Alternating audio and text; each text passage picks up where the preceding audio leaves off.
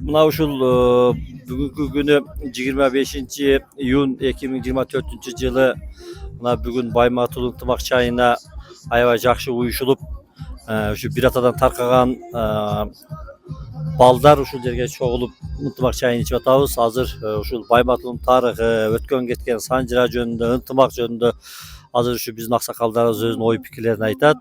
Азыр ушул сөздү Байыштагыма берсек, Байыштагым азыр ушул Байматулдун адебиз айтат. Oldu. Uşul yer, şu bizden oturgan, şehirde oturgan bardığımızın tuğulu ösken, yerimiz, mekanimiz, jetmişiz şehirde çoğu ösüp, önü ösken ayıl, şu Baymatulu ayılı, uşul ayıl. Şehirden göp jakşılar ötken, göp bilimdi, ilimdiler çıkan ayıl, önü ösken jakşı ayıl, şu Baymatulu ayıl, uşul ayıl. Şul oturganın bardık jetmiştiler ten. Şu yerde tuğulu şu yerde önü ösüp, şu yerde yaşap ötken ayıl, şul bizden Baymatulu aylı. Şu yerde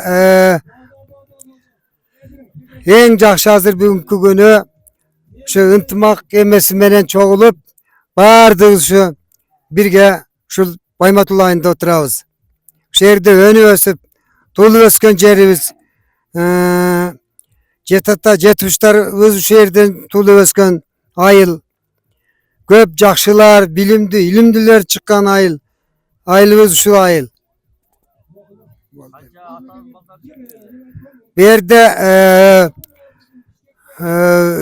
3 ataga bölünüp Baymat, Begmat, Beken degen şu 3 ataga bölünüp şu 3 ataga bölünüyoruz da şu Baymat'tan 3 ataga bölünüp 3 ulga. Oştan tarkaganlar şular ber. Barda uşu yer. Oşol şunun içinden şu Moldova atadan tarkaganlar, Begmat atavızdan tarkaganlar, Beken atavızdan tarkaganın baldarı, şuların urpakları var şu yerde oturabız. Şu yerde jaylap, şu yerde jerilep, şu yerde yaşap oturabız.